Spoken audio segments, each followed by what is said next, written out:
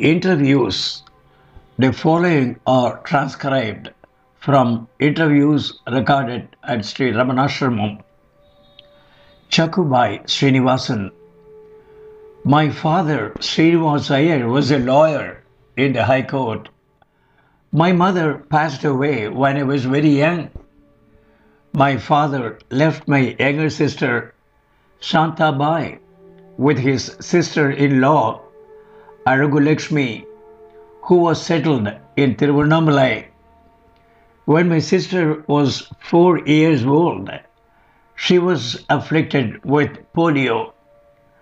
My father took her to Madras and put her under the care of an expert Ayurvedic doctor who treated her for 6 months. After this, she was able to walk, aided by a specially designed brace. My aunt and my father took Shantabai to Bhagavan and tearfully told Bhagavan that thereafter the child was his and that he should look after her. At that time, she was just 4.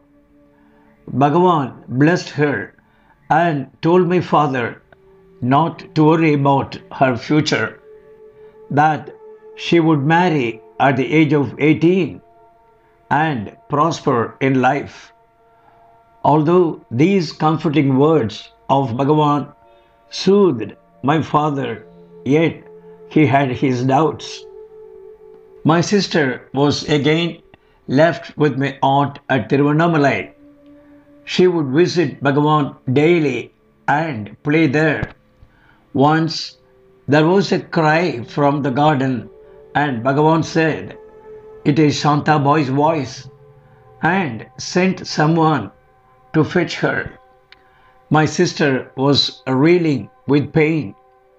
She came to Bhagavan crying and said that a bee had stung her hand. Bhagavan took her hand and caressed it.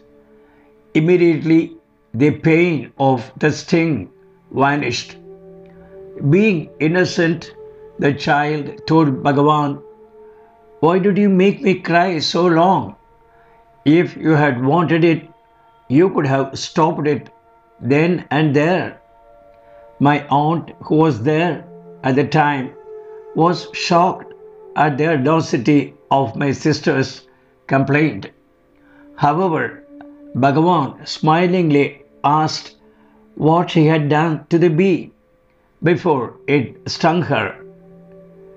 She said that she was pelting stones at the mangoes and one of the stones disturbed the bee.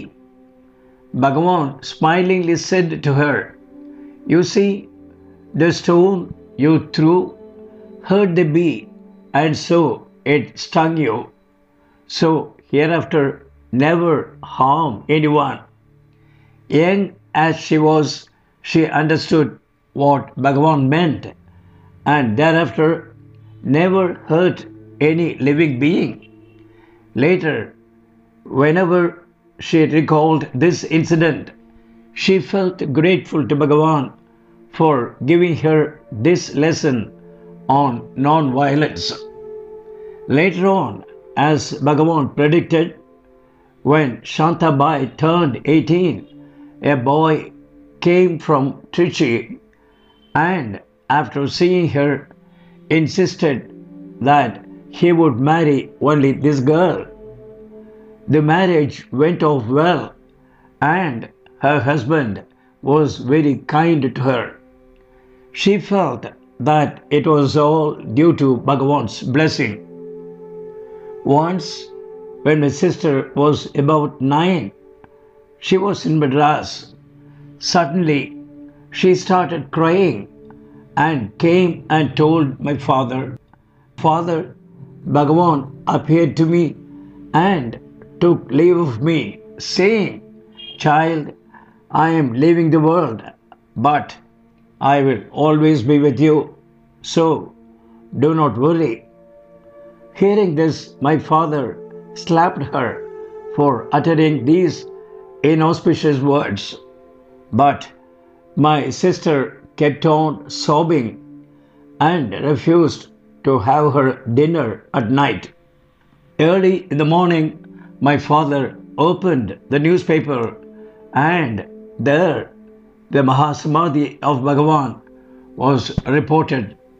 Only then did my father realize the purport of my sister's words, and realizing that she had the blessings of Bhagavan, he never scolded her again.